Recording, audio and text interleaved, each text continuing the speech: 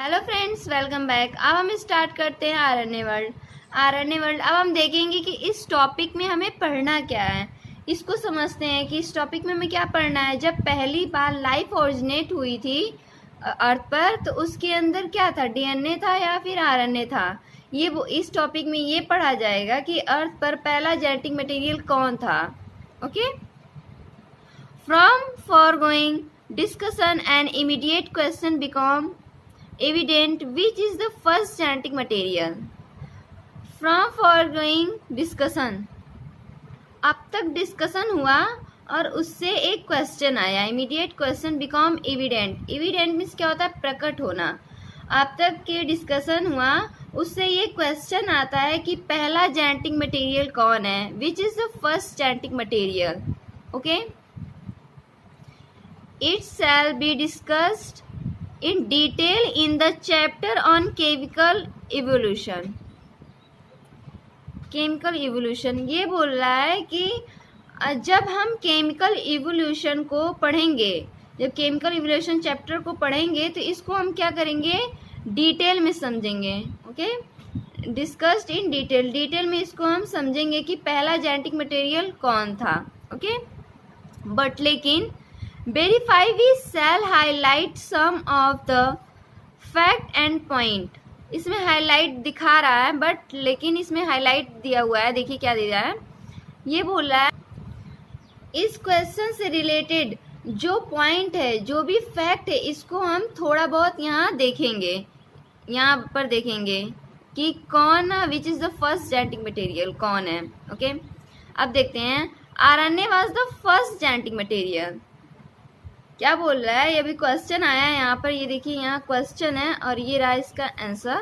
Which is the first genetic material in earth. RNA was the first genetic material in earth. Okay, RNA जो है पहला genetic material है जो earth पर आया।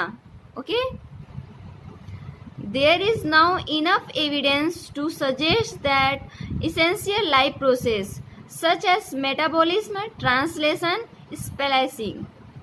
ओके, स्प्लैशिंग ये बोल रहा है कि essential life process, essential life process जो जरूरी लाइफ प्रोसेस होता है।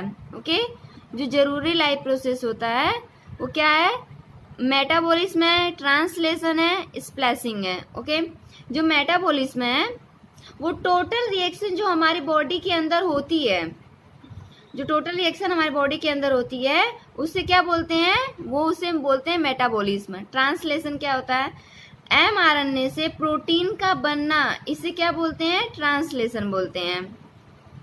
स्प्लैशिंग क्या होता है, इसको मेनली आरएनए स्प्लैशिंग बोलते हैं। ओके, स्प्लैशिंग को आरएनए स्प्लैशिंग बोलते हैं मेनली। जैसे कि it is a process by which pre mRNA is transform into A mature mRNA. Means जब डीएनए से एमआरएनए बनता है, जब डीएनए से एमआरएनए बनता है तो वो प्री एमआरएनए होता है, वो मैच्योर नहीं होता है, फंक्शनल नहीं होता है। एमआरएनए जो होता है वो फंक्शनल नहीं होता, मैच्योर नहीं होता है। जो तब क्या होता है, जो एमआरएनए होता है वो कन्वर्ट हो जाता है किसमें, जो एमआरएनए है वो कन्वर्ट हो जाता है मैच्योर एमआरएनए में। जो एमआरएनए है वो कन्वर्ट हो जाता है मैच्योर एमआरएनए में। इसी प्रोसेस को क्या बोलते हैं, आरएनए स्प्लाइसिंग। ओके, अब थोड़ा देखते हैं, जो ये प्री एमआरएनए है और ये आरएनए स्प्लाइसिंग है, ये क्या है। ये जो प्री आरएनए बोल रहा है, प्री आरएनए में क्या होता है, ये देखिए प्री आरएनए, यहाँ कुछ सीक्वेंस होते हैं। ये देखिए ये सीक्वेंस हुए यहाँ, ये प्री एमआरएनए की बात हो रही है, ये प्री एमआरएनए है। ओके, ये जो है यहाँ सीक्वेंस का नेम होता है, ये क्या होता है, ये एक्सॉन है और ये क्या है, इंट्रॉन है। ओके, ये एक्सॉन है, ये इंट्रॉन है, ये एक्सॉन है, ये इंट्रॉन है। ये प्री एमआरएनए है जो मैच्योर नहीं है, जो फंक्शनल नहीं है। ओके, अब क्या होता है, जो एक्सॉन है, जो एक्सॉन और इंट्रॉन दोनों कहाँ मिलते हैं, प्री एमआरएनए में। प्री एमआरएनए में एक्सॉन और इंट्रॉन मिलते हैं।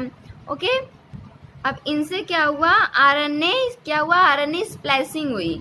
अब आरएनए स्प्लाइसिंग हुआ, ये जो बीच बीच में जो इंट्रॉन है आरएनए स्प्लाइसिंग में, वो क्या होंगे, वो खत्म हो जाएंगे। ये देखिए, ये जो आरएनए स्प्लाइसिंग हुआ इससे, तो क्या हुआ, ये सिर्फ इसमें क्या हो गए, एक्सॉन हो गए। इसमें सिर्फ क्या होते हैं, एक्सॉन मिलते हैं। ओके, इसको क्या बोलते हैं, मैच्योर एमआरएनए, इसको बोलते हैं प्री एमआरएनए। ओके, अब क्लियर हुआ, ये प्री एमआरएनए है जो मैच्योर और फंक्शनल नहीं करता है, और ये फिर इससे कन्वर्ट हुआ, क्या हुआ, जो बना आरएनए स्प्लाइसिंग हुआ, तो इससे यहाँ पर क्या हुआ, सिर्फ एक्सॉन हुआ, इंट्रॉन रिमूव हो गया। तो यहाँ हम लोगों ने क्या पढ़ा, ये अर्थ का पहला जेनेटिक मटेरियल कौन है जो अर्थ पर आया, वो कौन है, आरएनए। आरएनए अर्थ पर पहले आया। ओके, आरएनए में पहली बार लाइफ ऑरिजिनेट हुआ, तो उसे मेटाबॉलिज्म लाइफ ऑरिजिनेट हुआ था, तो उसे क्या होता है, मेटाबॉलिज्म ट्रांसलेशन स्प्लाइसिंग की जरूरत हुई। जब पहली बार लाइफ ऑरिजिनेट हुई थी अर्थ पर, तो किसकी जरूरत पड़ी थी, मेटाबॉलिज्म ट्रांसलेशन स्प्लाइसिंग की, और इन्वॉल्व्ड अराउंड आरएनए। अब इन तीनों के प्रोसेस करने के लिए किसकी हेल्प चाहिए रहती थी, आरएनए की। ओके, अब देखते हैं, RNA used to act as a genetic material as well as catalyst. ये बोल रहा है जो आरएनए है वो क्या एक्ट करता है, जेनेटिक मटेरियल की तरह एक्ट करता है जो आरएनए है, और वो क्या करता है, एज वेल कैटलिस्ट की तरह, और वो कैटलिस्ट की भी तरह काम करता है। कैटलिस्ट वो होता है जो किसी भी रिएक्शन की स्पीड को तेज कर देता है। ओके, जो ए से बी कन्वर्ट हुआ, जो रिएक्शन हुआ, उसमें हमने आपको बताया था कि अगर कैटलिस्ट ना हो तो वो 2 आवर में होगा, और कैटलिस्ट हो तो वो कितने होगा, 2 मिनट में होगा। तो क्या प्रूफ होता है कि जो कैटलिस्ट होता है वो किसी भी रिएक्शन की स्पीड को हाई कर देता है। Okay, there are some important biochemical reaction in living system that catalyst by RNA catalyst and not by protein enzyme. ये क्या बोला, there are some important biochemical reaction, ये कुछ इम्पॉर्टेंट बायोकेमिकल रिएक्शन है। हमारे बॉडी में इम्पॉर्टेंट बायोकेमिकल रिएक्शन होते हैं, जो कौन ऐड करता है, कैटलिस्ट करता है। ओके, कैटलिस्ट आरएनए एक्ट करता है, न कि प्रोटीन। ओके, न कि protein, it means enzyme.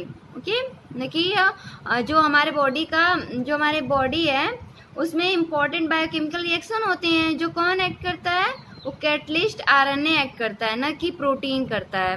Okay, अब प्रोटीन और एंजाइम क्या करते हैं, मेनली हमारी बॉडी में जो रिएक्शन होती है वो उसको न्यूट्रलाइज करने का काम करते हैं। न्यूट्रलाइज कौन करता है, एंजाइम और प्रोटीन करते हैं। Okay, enzyme means protein. Okay, but लेकिन RNA being a catalyst was reactive and hence unstable।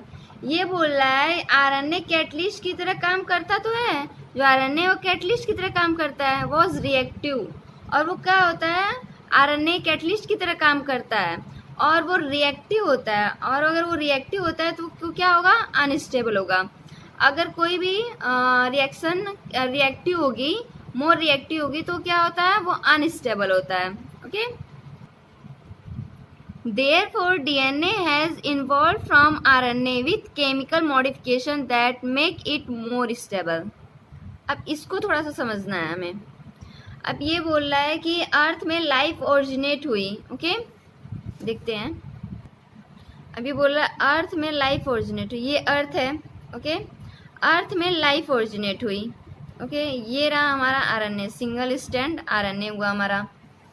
अब ये क्या बोल रहा है कि उसमें क्या हुआ, केमिकल मॉडिफिकेशन हुआ। जो आरएनए है वो अनस्टेबल है, इसलिए उसमें कुछ केमिकल मॉडिफिकेशन हुआ।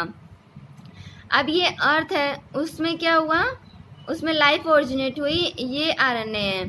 अब ये आरएनए है, उसमें केमिकल मॉडिफिकेशन हुई, मीन्स इसकी केमिस्ट्री में कुछ चेंज आया। ओके, इस आरएनए की केमिस्ट्री में कुछ चेंज आया आरएनए के, जिससे क्या बन गया, जिससे बन गया डीएनए। कुछ ये जो आरएनए है वो अनस्टेबल है, और इसके वजह से इसमें कुछ केमिकल मॉडिफिकेशन में इसकी कुछ चेंजिंग आई, इसके कुछ केमिस्ट्री में चेंजिंग आया, जिसकी वजह से क्या हुआ, डीएनए बना। जो आरएनए वो तो अनस्टेबल है, इसकी वजह से वो मोर रिएक्टिव होगा। अब रिएक्टिव होगा तो वो क्या होता है, अनस्टेबल होता है, तो उसमें कुछ केमिकल, उसके केमिकल मॉडिफिकेशन में कुछ चेंजिंग आए, और जब चेंजिंग आया उसके कुछ केमिस्ट्री में चेंज आया आरएनए के, तो उससे क्या बन गया, हमारा डीएनए बन गया।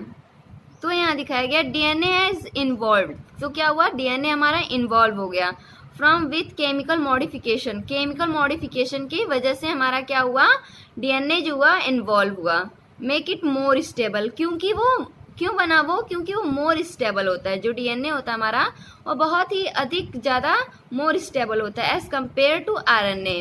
ओके, इससे पता चलता है कि जो पहली बार जेनेटिक मटेरियल बना था वो क्या था, वो था आरएनए था। वो अब आरएनए अनस्टेबल है, इसलिए उसमें कुछ केमिकल मॉडिफिकेशन हुआ, जिससे क्या बन गया, डीएनए हुआ, और डीएनए मोर स्टेबल है। ओके, काफ़ी ज़्यादा मोर स्टेबल है, इसीलिए वो डीएनए बना। DNA being double standard and having complementary strand further reset change by involve a process of repair। अब क्या बोल रहा है, डीएनए बीइंग डबल स्टैंड, जो डीएनए होता है उसमें डबल स्टैंड हेलिकल फॉर्म में होता है। ओके, जो डीएनए होता है हमारा हेलिकल फॉर्म में होता है, डबल स्टैंड में। हैविंग कॉम्प्लीमेंट्री, वो एक दूसरे के कॉम्प्लीमेंट्री होते हैं, कॉम्प्लीमेंट्री स्टैंड होते हैं। फर्दर रीसेट चेंजिंग, इसमें कोई भी प्रॉब्लम अगर हो जाती है डीएनए में, तो वो रीसेट करके चेंज करके इस प्रोसेस रिपेयर किया जाता है। देखिए फिर से, डीएनए हमारा डबल स्टैंड होता है, इसलिए वो क्या होता है, वो स्टेबल होता है। साथ ही डीएनए की स्टैंड में कॉम्प्लीमेंट्री होते हैं, मतलब एक दूसरे के वो कॉम्प्लीमेंट्री होते हैं। यहाँ देखिए, वो एक दूसरे के कॉम्प्लीमेंट्री हैं, जी के साथ सी, ए के साथ टी। ओके, एक दूसरे के क्या होते हैं, डीएनए कॉम्प्लीमेंट्री होते हैं। ओके, अगर डीएनए में कोई चेंज आ भी जाता है तो डीएनए रिपेयर से वो फिर से सही हो जाता है। अगर डीएनए में कोई भी प्रॉब्लम आ जाता है तो डीएनए रिपेयर से क्या हो जाता है, वो फिर से सही हो जाता है। अब हम लोगों ने इस टॉपिक में क्या पढ़ा, अब हम लोगों ने इस टॉपिक में पढ़ा कि जो फर्स्ट जेनेटिक मटेरियल है अर्थ पर जो फर्स्ट लाइफ ओरिजिनेट हुई थी अर्थ पर, वो क्या था, वो आरएनए था। और उसको बनाने के लिए किस किस की जरूरत पड़ी, मेटाबॉलिज्म की, ट्रांसलेशन की, स्प्लाइसिंग की, जो किस में था, आरएनए में था। इसीलिए आरएनए फर्स्ट जेनेटिक मटेरियल है अर्थ का। और आरएनए जो होता है वो अनस्टेबल होता है।